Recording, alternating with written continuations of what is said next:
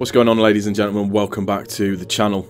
Yes, I know it would appear that I am now whoring myself out for views and YouTube money, but this will more than likely have a copyright strike on it, so nothing will be gained from it whatsoever at all, apart from me just giving my little opinion from Harrogate in Yorkshire to you guys who are watching this video, and I appreciate you taking the time to stop by. So, obviously, I'm talking about Destiny 2. The big reveal has happened now, and we are all just kind of taking a breath and sort of digesting everything that's been sort of given to us. So I just wanted to kind of give sort of my thoughts on it and the way that I think that it's going. And from first initial reaction, it looks amazing, but then again, Activision are in charge of the marketing element of it, so it looks phenomenal. The biggest thing I think they left till the end is the fact that Blizzard are now involved, because for PC gamers the game will be available off of the Battle.net forums. So that was quite interesting news. I don't know what that might hold for the future and whether or not that's actually maybe talking about a possible collaboration between Bungie, Blizzard and Activision further down the line. Who knows? But that was quite a cool little thing to see at the end, and I'm pleased that this is going to be on PC. Who knows? It might actually mean that there might be an esport for this game moving forwards, which would be a phenomenal thing to see. I think that's something that I could really get down with. In terms of the story itself, we now know, or we knew anyways, that what's happened is the Red Legion, which is effectively the Cabal, led by a chap called Gaul, or Gaul, however you want to pronounce it, or as K6 likes to call him, Gary. Effectively, they're not happy with the fact that it was the Guardians that were given the Traveler's Light, that they had all the power and all of that kind of stuff, and they've been jealous about it. So effectively, the game starts with you having a massive, huge fight with all of the Red Legion, effectively, and you get your asses handed to you, and you have to basically start from the beginning. No powers, anything like that. So I guess the progression of the story is about finding new weapons, new armor, the new parts of the lore, the story mode, and rebuilding it all back up again. And Red Legion, or Gaul, is going to be the guy that you're going to have to take down. So I would suspect that he would be the main focus of the first raid. There's a new strike that's been included into that as well. The familiar characters are going to be coming back like normal. You've got K6, who I just love the guy because he's funny. Cora Rain, you've got Commander Zavala. So they're effectively the same as what it was in Destiny, in Destiny 1, where you've got them that kind of control everything, and, you know, depending on which class you choose, you then go with those players. So there are also 3 new subclasses that they mentioned, which have now been properly officially announced. You've got Dawnblade, so that is effectively a flame sword that just rains down fire of hell onto everybody. You've got Sentinel for the Titan, which is very much...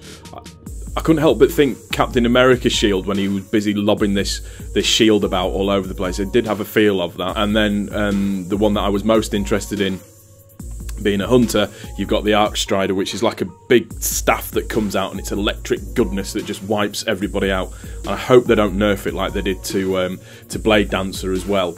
In terms of the PvP element, there's quite a few changes that are in there now. So Bungie have confirmed that PvP, it's been refitted for 4-player teams, and also as well, raids can now be played by everybody and not just those who have a massively experienced fire team put together. So what they've done here is they've included clans into this, and if you still play as a solo player but don't want to play as a clan, you can actually look to find clans to join, or clans that are hosting like raids or strikes or whatever, and get involved with them. Which I actually think is a really good thing, because that was one of the biggest problems that people are trying to find raid teams and get together. It's going to be easy to do it all in-game now, whereas before it was LFG and you had to spend ages doing that, and you can kind of set up your parameters for your clan and the types of people that you want to play with, and the types of people that, more importantly, you don't want to play with, all that kind of stuff.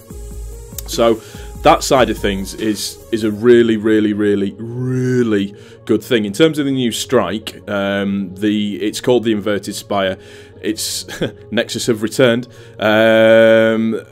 So you go into one of the new planets. Like I said, there's loads of new exotic weapons. Other planets that they've got in there include Titan, Earth, Nessus and Lo. So there is a load of new planets for you to explore at the same time as well. Looking at all of this, it looks phenomenal. It looks really good. The game looks beautiful.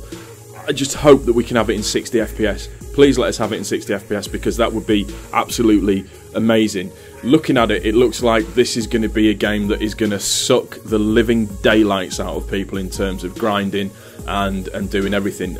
I'm looking forward to the fact that the beta, obviously announced in the summer, that we're going to get a chance just to test it a little bit first and see what we think to it.